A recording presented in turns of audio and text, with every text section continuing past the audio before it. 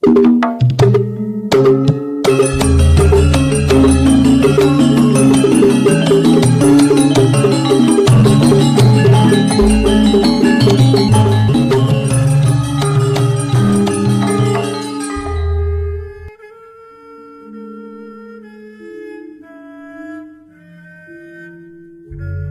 Ibu, para kadang kinasih simbah-simbah lan adik-adik, para rama suster bruder berkah dalem Gusti, sugeng rawuh wonten ing PDSK channel menika. Kados pundi kabar panjenengan? Mugi-mugi bagas kasarasan kesehatan kawilujengan tansah mengku kula panjenengan sami anggenipun kelampahi gesang ing dinten menika. Lan mugi-mugi lumantar panglimbang basa Jawi waosan Injil kula panjenengan sansaya saged nggayuh iman kapitadosan ingkang leres lan mantep.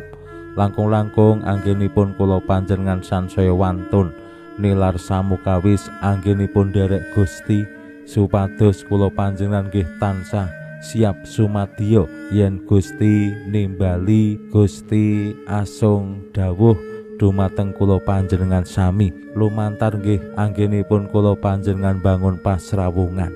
Nek awake dhewe ora siap nilar sak kabehe, awake dhewe mengko ya kaya wong sing diulemi ning ora bisa ngrawuhi. Alasane werna-werna, alasane akeh banget. Mbuh alasane keluarga, mbuh alasane padamelan, mbuh alasane liya-liyane. Gusti Yesus ngersakake supados anggenipun dados murid dalem menika nggadahi semangat, spiritualitas lan komitmen nilar samukawis anggenipun derek panjenengane. Pramila monggo kita pirengaken sabda dalem Gusti ing dinten menika lan kita wiwiti kanthi sembayang sawetawis. Konjo ing asma dalem Yang Rama so Yang Putra tuwin Yang Roh Suci. Amin. Suawi sami munjuk Gusti Yesus sabda dalem Yang Rama ingkang sampun manjalma mugi karsa ngandika dhateng kawula wonten ing asepen ing telenging manah kawula kabikao kegiatan lan panglipur ingkang manjing ing sabda dalem kapenuwana kawula mawi ro ing kawicaksanan dalem. Mugi-mugi srana anggen kawula maos lan mirengaken sabda dalem kawula sansaya nunggil ing sampeyan dalem. Amin. Waosan Injil kapetik saking Injil Lukas bab 11 ayat selangkung ngantos dumugi 3. Nalika samono Gusti Yesus tindak didherekake wong akeh. Gusti tumuleh banjur ngandika, yen ana sing kepengin nderek aku nanging ora tega ninggal bapa biyunge, sisian lan anake, sadulure lanang lan wadon, malah awake dhewe, wong mau ora pantes dadi muridku. Sing sapa ora manggul salibe lan tutburi aku ora bisa dadi muridku.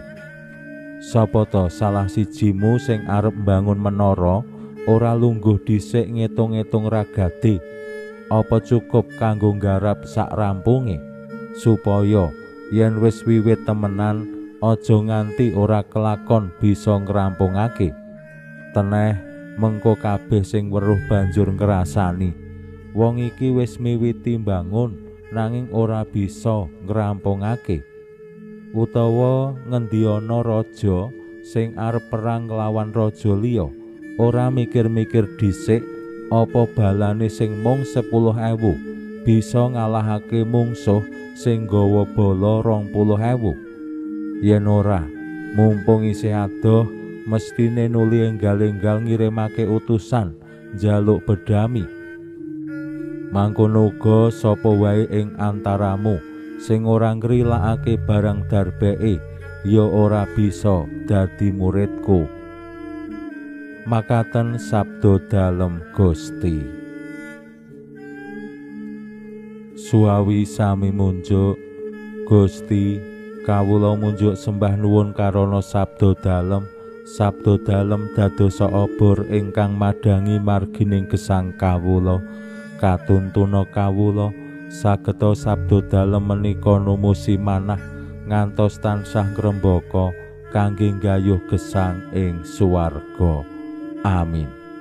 Bapak Ibu para kadang kinasih simbah-simbah lan adik-adik, waosan Injil dinten menika paring tuntunan dumateng kula panjenengan menapa ingkang dipun kersakaken Gusti Yesus yen awake dhewe pengin dadi murid dalem utawi sampun dados murid dalem.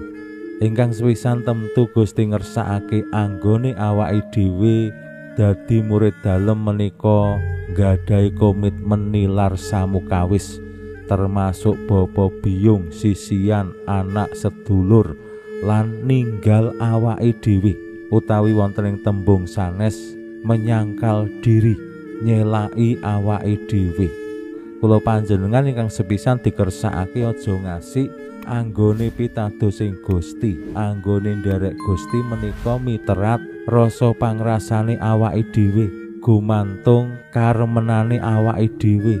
Aku pas seneng, aku semangat, aku pas susah, aku wegah, aku pas longgar, aku gelem, aku pas sibuk, sorry yo. Menika boten dikersakake Gusti awit durung bisa nyelaki awake dhewe utawa nilar awake dhewe. Ingkang kaping kalih Gusti nggih ngersakake supados anggenipun nderek Gusti menika ya kanthi pitungan. Kula kinten simbah-simbah rumiyin paring warisan sing luar biasa bab pitung-pitungan. Ora ngitung duit nggih, ning mitung samukawis kanggo kabecikane uripe awake dhewe lan lakune uripe awake dhewe. Ana pranata mangsa, ana dina apik, dina becik, ana macem-macem sing kanggo srana simbah-simbah ngitung apa sing bakal awake dhewe lakoni kuwi supaya apik sak kabehi. Gusti nggih nuntun para murid dalem lan tiyang kathah anggenipun nderek panjenengane ya kudu ngitung, aja ngasik mandeg ning tengah dalan, aja ngasik selak ning tengah dalan, sak rampungi. Lan kaya wong bangun omah, aja ngasik mangkrak ning bisa rampung tuntas. Anggenipun nderek Gusti nggih dikersakake Gusti awake dhewe ya ngasik rampung, ngasik pungkasaning uripe awake dhewe ing alam donya menika. Lan ugi wicaksana kaya wong arep perang, nek kira-kira 10.000 prajurit ora bisa ngalahake 20.000 prajurit ya berdamai, aja grusa-grusu waton sasak. Lan ingkang pungkasan Gusti nggih ngersakake supados ngrilakake barang darbe. Menika nggih dados srana anggenipun kula panjenengan nderek Gusti kanthi bungah, kanthi ikhlas sawetahi. Nek awake dhewe sing gegeki barang darbeke awake dhewe, mengko le nderek Gusti malah keroyo-royo, ketula-tula kaya awake dhewe umpamane Gusti Yesus tindak awake dhewe nderekake ning karo nggawa werna-werna, kasur dipan, kursi digawa. Nek jaman biyen ya dipikul utawa disunggi. Lah ya rekoso, mila kudu dirilake, siap diikhlaske. Yen pancen awake dhewe pengin nderek Gusti sak wutuhe, mila barang darbe ugi boten digegeki dhewe, dipek dhewe, dienggo dhewe, digawa dhewe, dibagek-bagekke marang wong liya.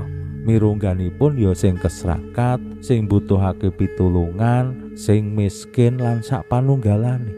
Saengga awake dhewe le lumaku nderek Gusti luwih enteng, luwih kepenak, akeh kancane. Merga wonten tiang-tiang sanes sing ngrasakake berkahe saka awake dhewe. Nah menika temtu sing adamel begja, sing agawe awake dhewe anggenipun sujarah ing alam donya nderek Gusti langkung gambira. Mugi-mugi lumantar sabdo dalem Gusti menika kula panjenengan wantun netepi lan ngleksanani menapa ingkang dados karsa dalem Gusti supados kula panjenengan sami sansaya dados murid-murid dalem kang sejati. Pinujia Allah sak menika sarta ing salami-laminipun, salam sehat, salam bahagia, salam katentreman. Lan mugi-mugi lumantar panglimbang dinten menika kula panjenengan tansah jinangkung ing berkah dalem Gusti ingkang Maha Kuwasa, Hyang Rama saha Hyang Putra tuwin Hyang Roh Suci. Amin.